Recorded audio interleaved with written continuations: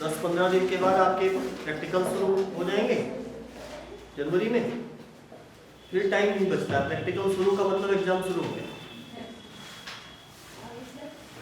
आज हम देखेंगे बच्चों एल्डिहाइड और कीटोन की प्रॉपर्टीज, है ना। तो सबसे पहले हम बात करेंगे किसकी,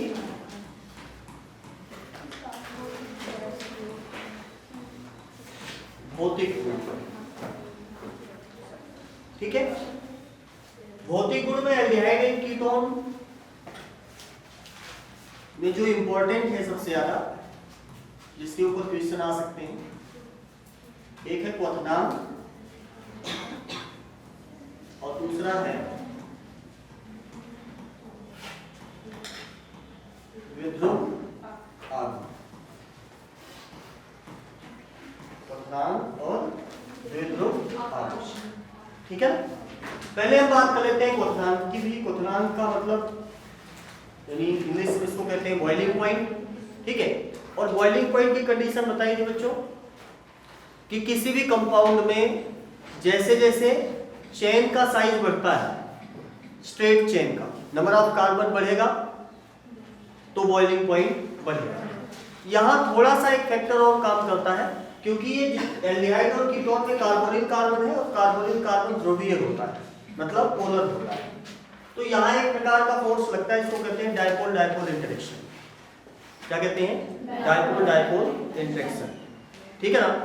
तो डायपोल डायपोल फोर्स के कारण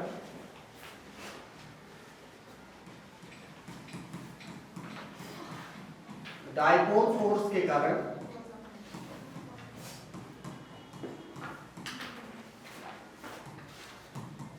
कार्बोनिल यौगिक जितने भी हैं, कार्बोनिल यौगिकों का क्वथनांक, यौगिकों का क्वथनांक एल्केन से अधिक होता है,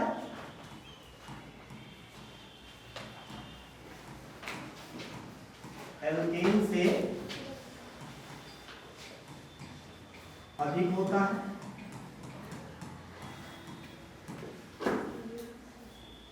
परंतु अल्कोहल से कम होता है, लेस देन अल्कोहल, परंतु अल्कोहल से कम होता है।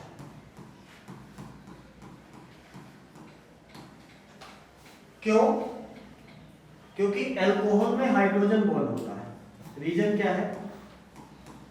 अल्कोहल में हाइड्रोजन बॉन्ड होता है,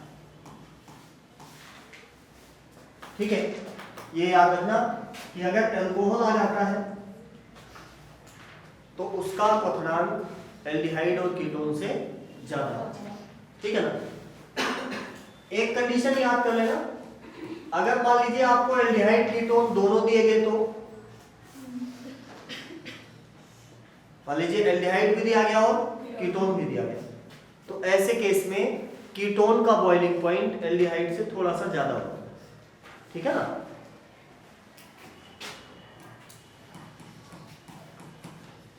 कीटोन का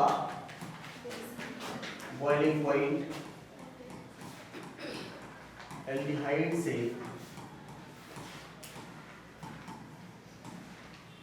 अधिक होता है। क्यों अधिक होता है? क्योंकि कीटोन का द्विध्रुव आघूर्ण ज्यादा होता है, कीटोन में जो पोलैरिटी है वो ज्यादा होती है, ठीक है ना।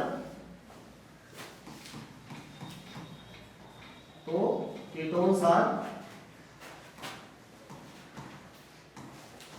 मोर, कीटोन्स जो है वो ज्यादा, ठीक है।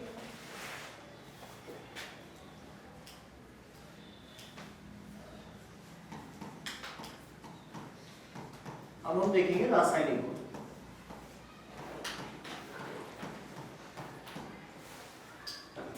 एल्डिहाइड और कीटोन के रासायनिक गुणों को हम 5 भागों में बांटते हैं। सबसे पहला है न्यूक्लियोफिलिक एडिशन, ठीक है ना।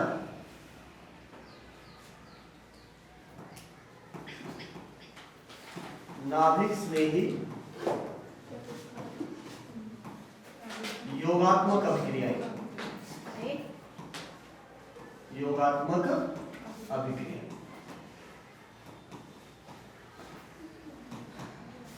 दूसरा है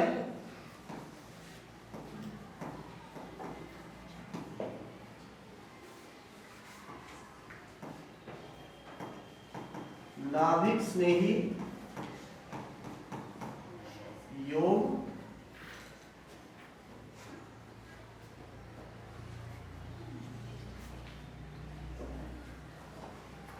युक्त निर्जलीकरण,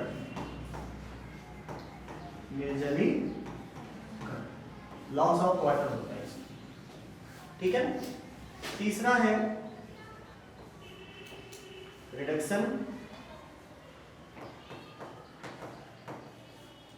ऑक्सीडेशन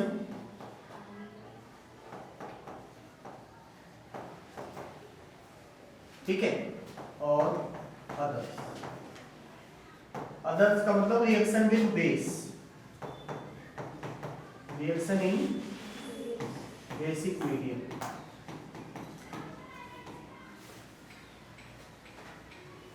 ये 5 तरीके की अभिक्रियाएं दिखाते हैं ये। आज हम बात करेंगे नाभिक स्नेही योग।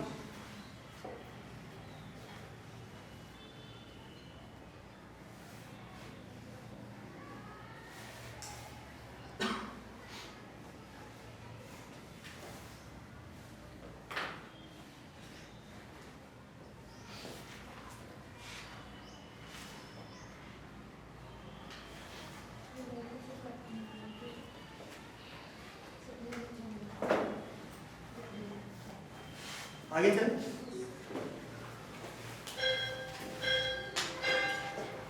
नाभिक स्नेही योग,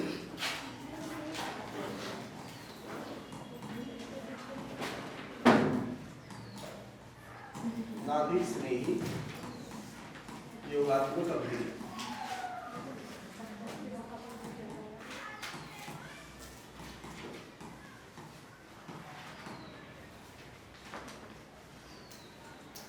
इसके कुछ स्पेशल पॉइंट याद रखना बच्चों। सबसे पहली चीज,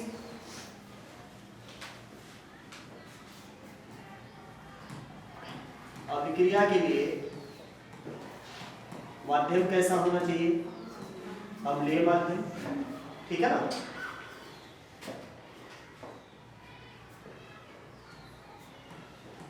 इंग्लिश में slightly acidic medium required, slightly acidic medium required, ठीक है। दूसरा, न्यूक्लियोफाइल जो आएगा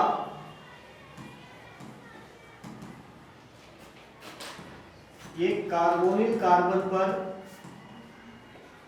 कार्बोनिल कार्बन पर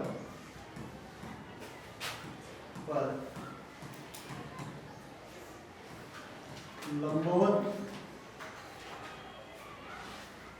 आक्रमण करता है,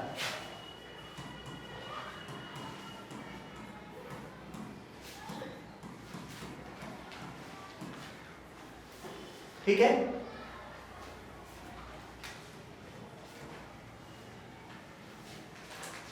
अभिक्रियाशीलता इसकी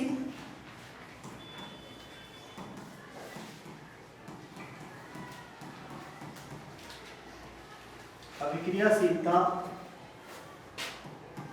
प्लस आई प्रभाव तथा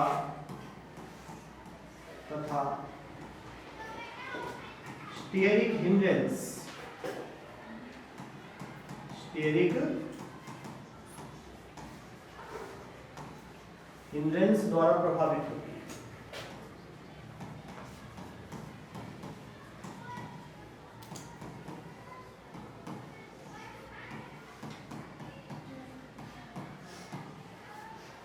जैसे देखो यहाँ पे लिखना बाद में, पहले छोड़ दीजिए। कार्बोनिल कार्बन का स्ट्रक्चर कैसा होता है बच्चों? कुछ इस तरीके से होता है। कार्बन और ऑक्सीजन एक ही प्लेन में, कार्बन ऑक्सीजन क्या है? एक ही प्लेन में।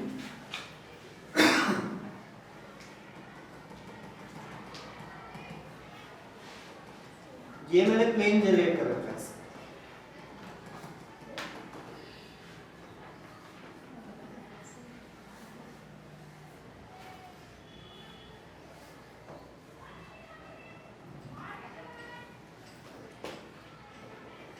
इस प्लेन में, ठीक है ना। इसके ऊपर जो न्यूक्लियोफाइल आएगा, न्यूक्लियोफाइल, अब देखिए इसमें क्या है, कार्बन और ऑक्सीजन में ऑक्सीजन की इलेक्ट्रोनेगेटिविटी कार्बन से ज्यादा है, तो इसके ऊपर होता है पार्शियल रेडावेस और इस पे पार्शियल रेडावेस। न्यूक्लियोफाइल पे कैसा आवेश दिख रहा है आपको? तो ये नेगेटिव वाला पॉजिटिव की तरफ अट्रैक्ट होगा या नहीं होगा? अट्रैक्ट होगा, तो ये इसके ऊपर आके लंबवत आक्रमण करता है। लंबवत का मतलब अब ऐसे दिखा नहीं सकते 3D में, मतलब जहां से ये मेरा ऑप्टिकल मार्कर जा रहा है वहां से ऐसे, ठीक है ना। इस तरीके से जब अटैक करेगा तो ये वाला जो बॉन्ड है ये क्या हो जाएगा? ब्रेक।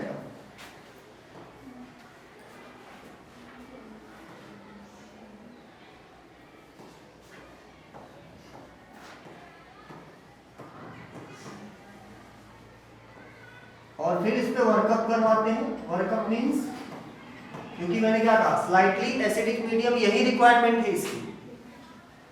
अगर स्लाइटली एसिडिक मीडियम नहीं है, यानी H पॉजिटिव इसको प्रोवाइड नहीं करवा रहे हैं आप, तो ये वाला जो ऑक्सीजन है फिर से क्या बना लेगा?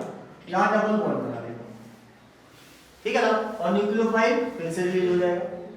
समझ में आया? इसीलिए स्लाइटली एसिडिक मीडियम की आवश्यकता है कि जैसे ऑक्सीजन पे नेगेटिव चार्ज आता है, H पॉजिटिव इसके साथ जुड़ जाता है, ठीक है।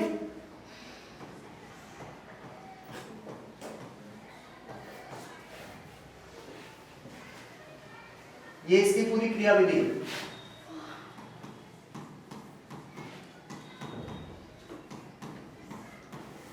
अब अभिक्रियाशीलता में अगर हम बात करें तो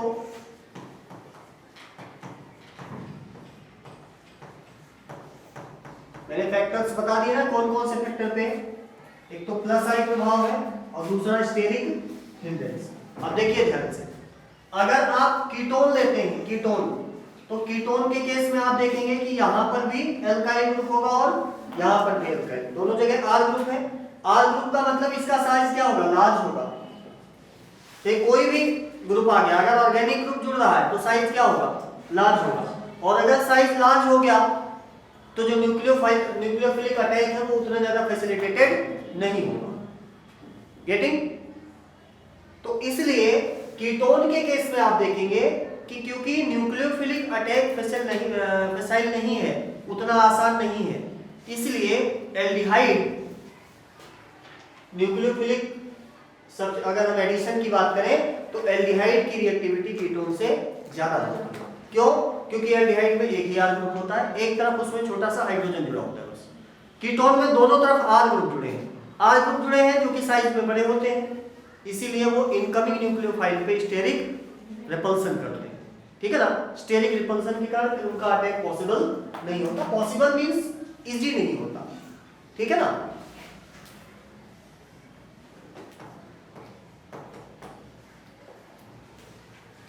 Aldehydes are generally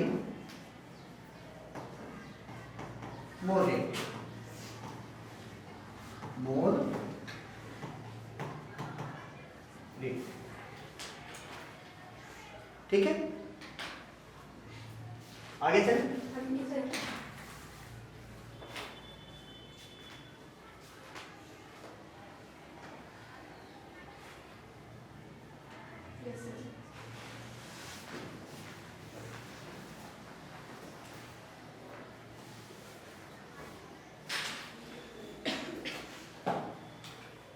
जैसे इस पे क्वेश्चन आ सकता है,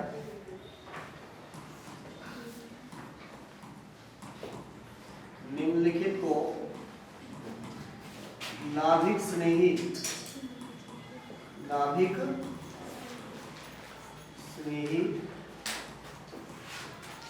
योग अभिक्रिया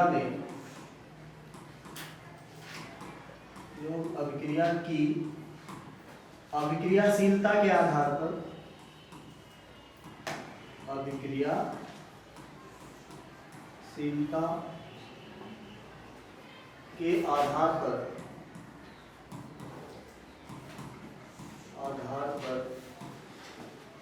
व्यवस्थित करें। ये क्वेश्चन, ठीक है ना। नीचे आपको 2-3 कंपाउंड दे दिया, जैसे एक दे दिया CH3 CH2, एक ये दे दिया, एक दे दिया CH3 CHO, एक दिया HCHO, ठीक है। एक आधा कोई और ले लो आप, C2H5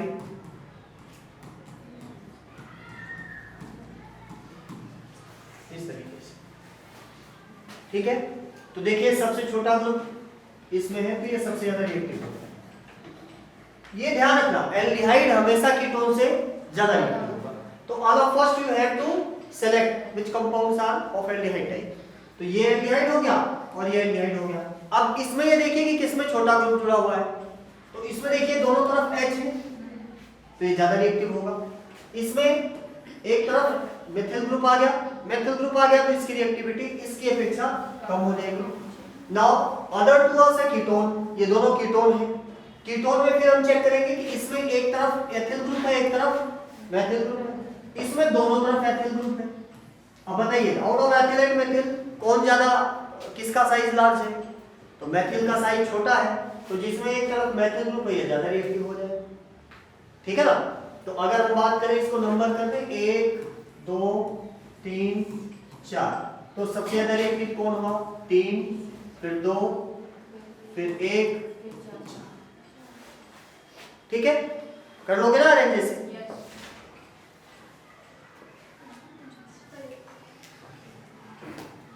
अब सबसे पहली अभिक्रिया इसमें लिखेंगे HCN के साथ अभिक्रिया, HCN के साथ अभिक्रिया।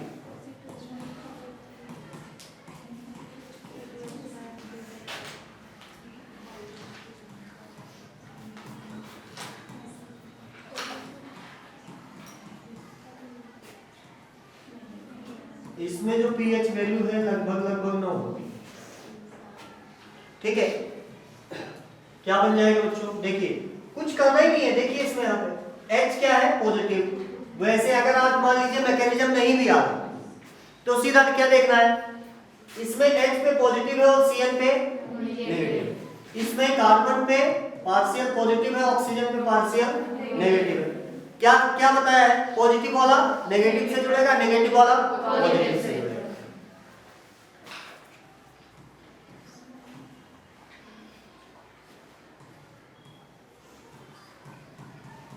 ये जो कंपाउंड बना after addition of HCN, aldehyde and ketone के साथ जब HCN ऐड होता है तो जो कंपाउंड बनता है इसको कहते हैं साइनोहाइड्रिन।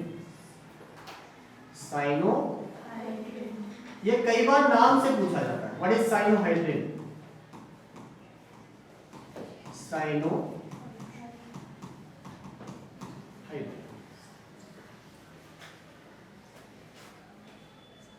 ठीक है ना।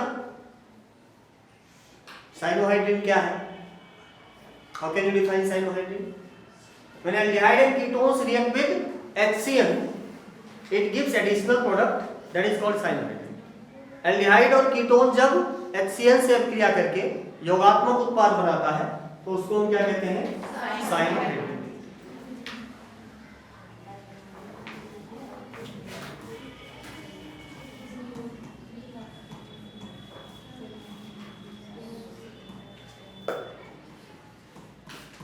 NaHSO3 के साथ।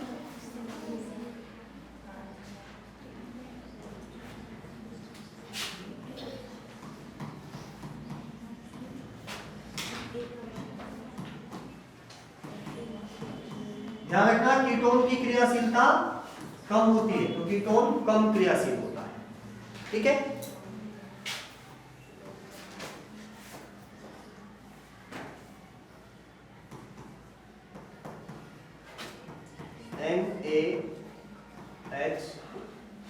NaHSO, इसीलिए ये रिएक्शन थोड़ी सी रिवर्सिबल टाइप की होती है।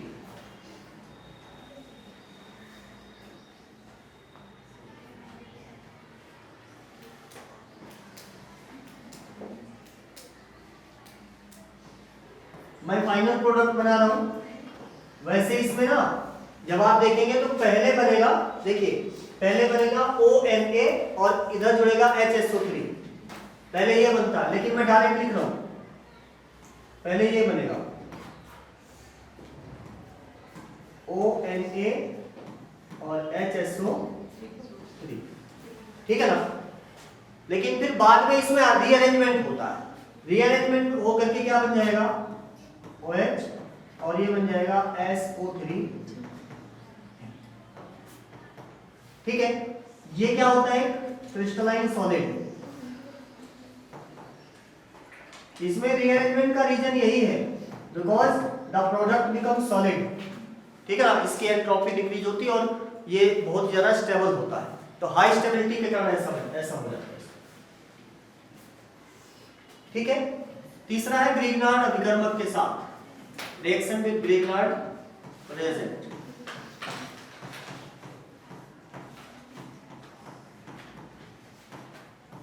ये आप पढ़ चुके हैं, लिखवाया नहीं जाएगा, ठीक है ना।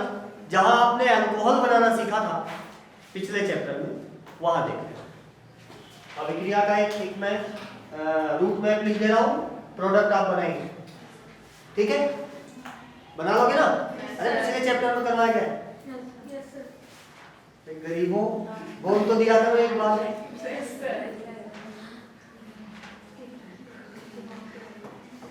मतलब बोलने में भी इतना कंजूसी करते हो और वैसे चे पूरे दिन करते हो।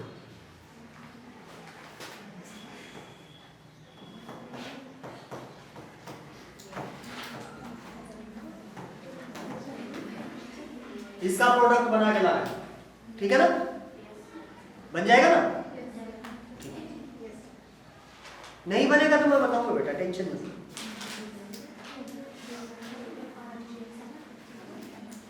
आगे चले,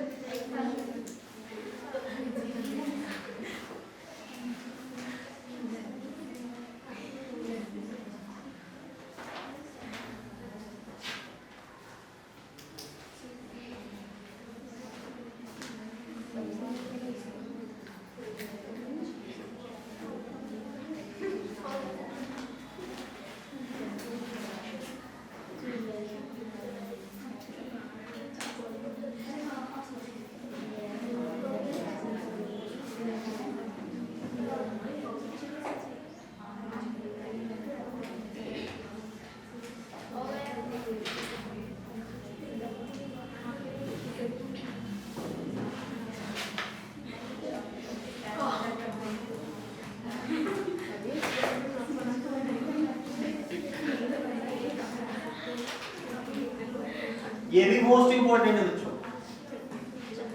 जैसे मैंने आपको बताया था ना साइनोहाइड्रिन पूछा जाता है, वैसे इसका प्रोडक्ट होता है हेमी एसिटल और acetal, hemi acetal and acetal. अच्छा, हेमी वर्ड सुना है? नहीं सुना? अच्छा, साइंस की कुछ डिक्शनरी है, याद रखो। हेमी या सेमी का मतलब होता है आधा। हेमी या सेमी अगर आ गया तो इसका मतलब कोई चीज आधी मात्रा में जुड़ रही है या किसी का आधा पार्ट आपको दिखाया गया है, दैट इज हेमी, ठीक है ना। तो हेमी एसिटल का मतलब जहां एसिटल अपना 50% बन रहा है, और एसिटल तो एक कंपाउंड होता है, वो अभी बताएंगे आप। देखो एक बार,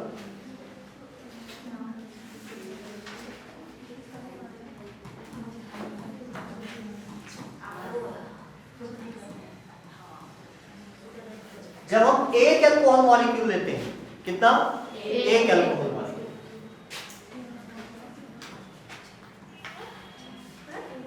HCl की उपस्थिति में, HCl गैसियस फॉर्म में मोस्टली यूज होती है।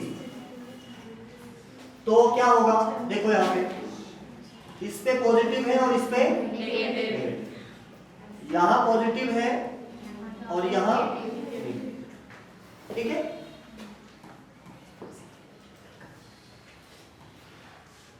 ये बन जाएगा OH और ये बन जाएगा OR। कैसा बना ये? Hemi acetal. क्या कहलाएगा? Hemi acetal. मतलब जब अल्कोहल का एक मॉलिक्यूल जुड़ेगा, कितने? एक एक मॉलिक्यूल जुड़ेगा तो हेमी एसिटल। आधा बनाना तो पूरा करने के लिए कितने मॉलिक्यूल चाहिए होंगे? अरे जब हाँ आधा के लिए एक चाहिए तो पूरा के लिए दो चाहिए।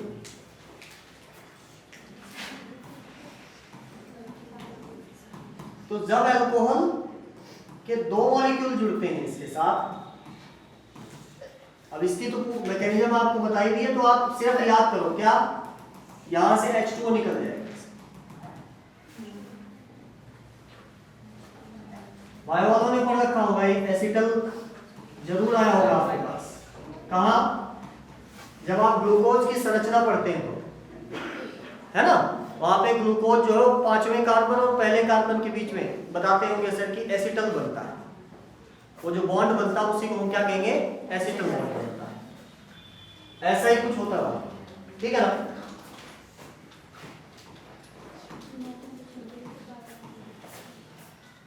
ऐसे ही अगर मान लीजिए अगर यहां कीटोन दिया जाता तो कीटल बन जाता। समझ में आया? एल्डिहाइड से क्या बना? एसिटल। और कीटोन से क्या बनेगा? कीटल। एल्डिहाइड से एसिटल और कीटोन से कीटल।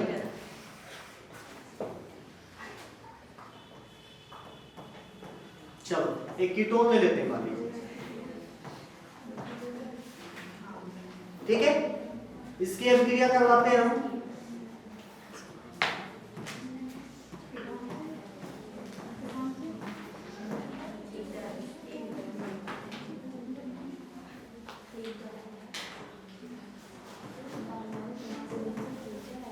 बेरियम हाइड्रोक्साइड,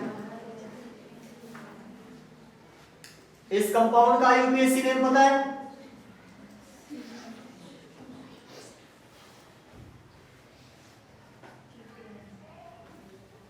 इस कंपाउंड का नाम सुना है?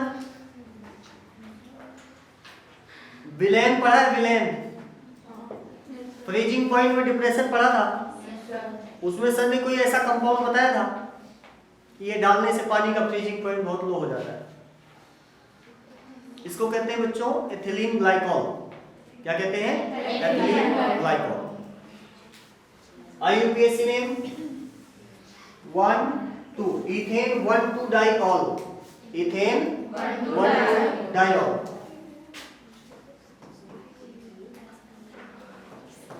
One two diol. अरे ये नहीं है, यहां भी वही सेम प्रोसीजर।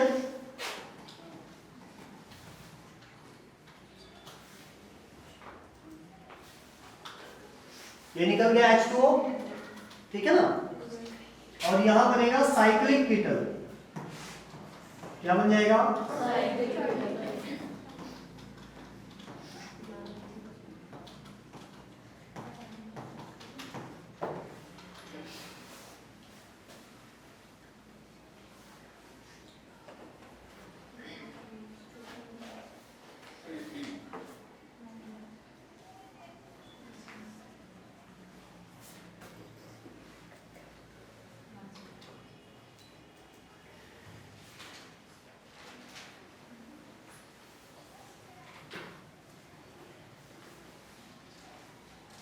चले आगे।